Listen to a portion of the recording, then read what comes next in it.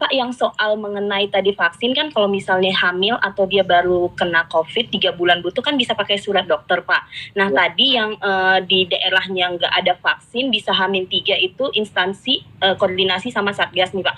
Tapi saya mau nanya, Pak, saat misalnya nih dia tetap nggak dapat vaksin, apakah dia ujiannya gimana, Pak? Apakah otomatis gugur atau seperti apa? Soalnya nggak ada penjelasan itu, Pak. Takut salah karena banyak banget daerah yang belum ada vaksin, Pak, yang tersedia gitu. Makasih, Pak. Ya. Tadi sudah saya jelasin, Mbak Lydia, bahwa pertama daerahnya kan juga dibatasi yang memang tingkat penyebaran COVID-nya tinggi, yaitu Jawa, Madura, dan Bali. Itu kan tingkat penyebaran COVID-nya yang juga tinggi. Jadi kalau kita lihat rilisnya Satgas dalam peta misalnya, kita masih melihat itu daerah 3 wilayah itu masih merah semua itu. Sebagian besar itu masih merah. Memang masih ada yang sudah ada yang zona kuning, tetapi sebagian yang di bagian bawah itu di dalam petanya itu masih zona merah. Jadi itu sebabnya kenapa tim gugus tugas merekomendasikan itu harus menggunakan vaksin, terutama paling tidak itu vaksin yang tahap pertama.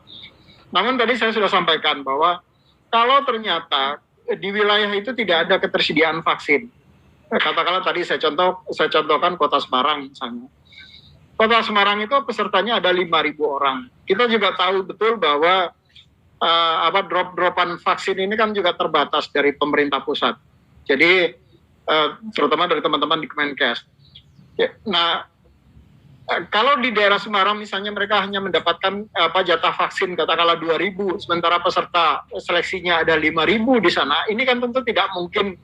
Yang 2.000 pun sebetulnya itu adalah rebutan dengan yang umum gitu, yang bukan peserta seleksi. Artinya apa? Artinya H-3, paling lambat H-3, instansinya sudah harus bersurat kepada Panselnas, pada kami di BKN. Untuk kita bisa memutuskan, tentu setelah berkoordinasi dengan tim gugus tugas. Kami nanti juga kemudian setelah mendapatkan surat dari teman-teman di instansi, juga akan berkoordinasi dengan BNPB untuk mendapatkan rekomendasi mereka. Apakah yang bersangkutan kemudian bisa kita izinkan untuk mengikuti seleksi atau tidak? Mudah-mudahan rekomendasinya teman-teman BNPB, karena ini juga bukan karena kesalahan peserta misalnya, kemudian bisa ada dua kemungkinan. Pertama adalah diizinkan karena memang ketersediaan vaksinnya tidak ada. Atau kalau yang kedua adalah dimundurkan, terus kemudian diminta atau teman-teman di Kementerian Kesehatan mendrop vaksin lebih besar ke wilayah itu. Jadi ini ada peluang-peluang seperti itu. Tetapi itu baru bisa kita melihat setelah mendapatkan masukan dari instansi daerah. Kalau sekarang kami belum bisa berandai-andai mana saja yang daerah yang kemudian tidak bisa vaksinasi atau yang lain-lain. Nah, khusus untuk yang ibu hamil dan menyusui, kemudian yang komorbid ataupun yang bersangkutan kemudian memang tidak boleh divaksin. Nah, mereka tinggal menunjukkan membawa surat keterangan dokter yang menunjukkan bahwa yang bersangkutan memang tidak diizinkan vaksin karena alasan kesehatan.